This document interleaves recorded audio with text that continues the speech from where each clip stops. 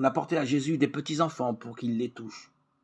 Après les avoir serrés dans ses bras, il posa les mains sur eux et les bénit. Marc 10, 13, 16.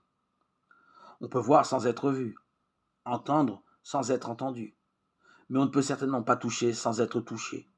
Le toucher est le sens qui exprime le mieux la relation humaine, dans ce qu'elle a de proche et de réciproque. Le toucher est privilégié au début de la vie. Les jeunes enfants sont souvent pris dans les bras, et il est aussi vraisemblablement le dernier sens à disparaître. On l'emploie spontanément dans des moments chargés d'émotions. Les évangiles rapportent plusieurs occasions où Jésus a touché des personnes. C'est un témoignage très fort de son humanité. Ce geste traduit sa compassion et son amour. Il a touché un lépreux pour le guérir, Luc 5, 13. La femme qui a touché le bord de son vêtement a été guérie d'une hémorragie, Luc 8, 44. Il a pris dans ses bras les petits enfants qu'on lui avait amenés. Puis il a posé les mains sur eux et les a bénis, Marc 10, 16.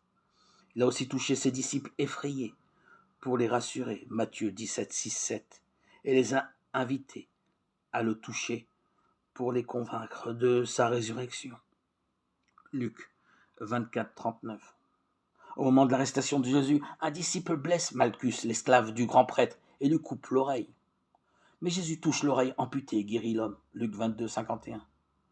Il répare le mal causé par l'impétuosité de son disciple et montre sa bonté envers cet esclave dont le nom a été conservé.